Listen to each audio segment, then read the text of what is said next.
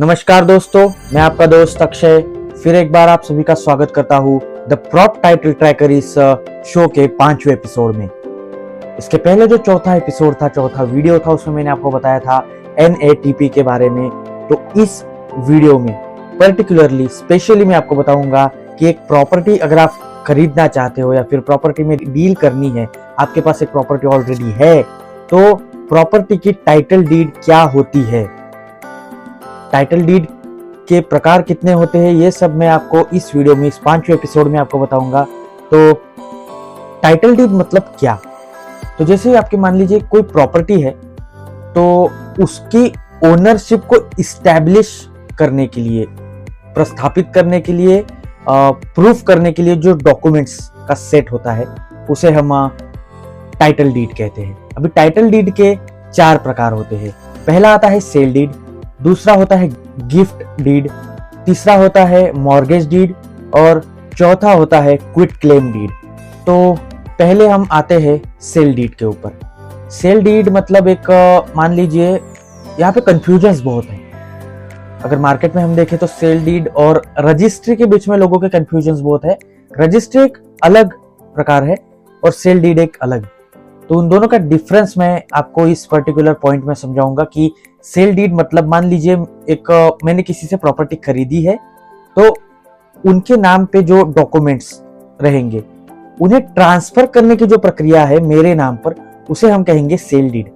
और फिर उस सेल डीड को मेरे नाम से रजिस्टर करवाने की जो प्रोसेस है, उसे हम कहेंगे रजिस्ट्री। तो ये हो गया पहला सेल डीड। और सेल डीड एंड रजिस्ट्री के बीच का जो डिफरेंस है वो। अभी दूसरा होता है गिफ्ट डीड। तो गिफ्ट डीड में एग्जैक्टली क्या होगा? गिफ्ट डीड में ये होगा कि जैसे कि सेल डीड में होता था, मैंने किसी से प्रॉपर्टी खरीदी है, तो उनके नाम पे जो प्रॉपर्टी है, उसके डॉक्यूमेंट्स मेरे नाम पे ट्रांसफर करने की प्रोसेस होती थी सेल डीड। और गिफ्ट डीड में भी सेम होगा, लेकिन वहां पे टर्मिनोलॉजी चेंज होगी। वहां पे सेल डीड की जगह गिफ्ट डीड लिखा होगा, क्योंकि वो पुराना ओनर किसी को अपनी प्रॉपर्टी गिफ्ट कर रहा है। मान लीजिए कोई मेरी प्रॉपर्टी है, मैं अपने किसी कलीग को या फिर अपने किसी दोस्त को या फिर अपने भाई को वो प्रॉपर्टी में गिफ्ट देना चाहता हूँ, तो वहां पे क्या हो जाएगा कि मेरे नाम की जो सेल डीड थी, वो ट्रांसफर जब मैं उसके नाम पे करूंगा, जिसको मैं वो गिफ्ट देने वाला हूँ, तो वो गिफ्ट डीड के फॉर्म में करूंगा, फिर उसकी रहेगी रजिस्ट्री उसके नाम पे। ये हो गया गिफ्ट डीड के बारे में। अब तीसरा प्रकार उसमें है मॉर्गेज डीड। अब मॉर्गेज डीड क्या है? मॉर्गेज डीड के बारे में भी बहुत लोगों को कंफ्यूजन्स है, या फिर ज्यादातर लोगों को पता ही नहीं है कि मॉर्गेज डीड एग्जैक्टली है क्या। तो वो मैं आपको बताता हूँ कि मॉर्गेज डीड एग्जैक्टली क्या है।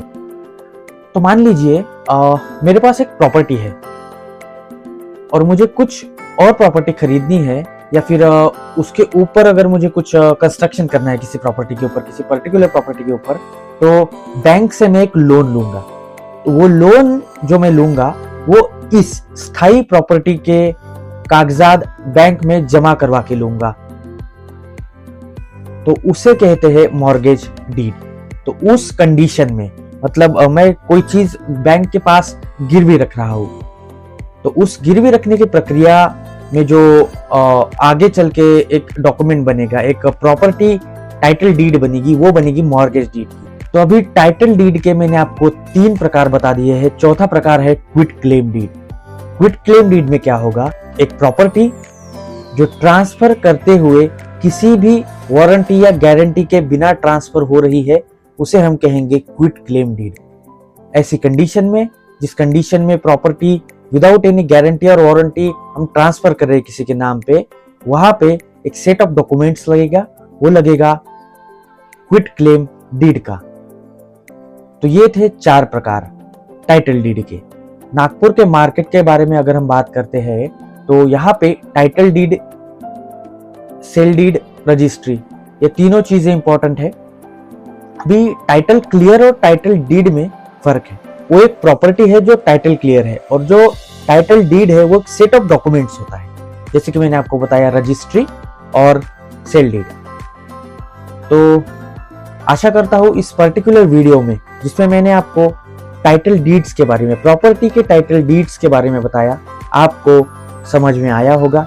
आपके कोई भी डाउट्स अगर है, आपको कोई भी शंका, कोई भी प्रश्न है, कोई भी क्वेश्चंस है, कोई भी दुविधाएं है, तो आप बेझिझक मुझे रीच कर सकते हैं मेरे इंस्टाग्राम हैंडल पे, जो कि स्क्रीन पे। तो चलिए दोस्तों, मेरा हो चला है निकलने का वक्त। जाते जाते मैं आपको बोलना चाहूंगा कि आपके परिजन या फिर आपके फैमिली में कोई भी प्रॉपर्टी में इन्वेस्ट कर रहे हैं तो उनके तरफ मेरे वीडियोस जरूर पहुंचाएं। खास करके नागपुर के मार्केट में अगर वो इन्वेस्ट करना चाहते हैं तो इस चैनल को आप सब्सक्राइब कर लें, वीडियो को लाइक करें और ज्यादा से ज्यादा लोगों तक शेयर करें। 5वां एपिसोड था ये द प्रॉप टाइटल ट्रैकर इस सीरीज का। 6ठे एपिसोड में फिर आपसे होगी मेरी मुलाकात। तब तक के लिए आपसे रजा लेना चाहूंगा। धन्यवाद।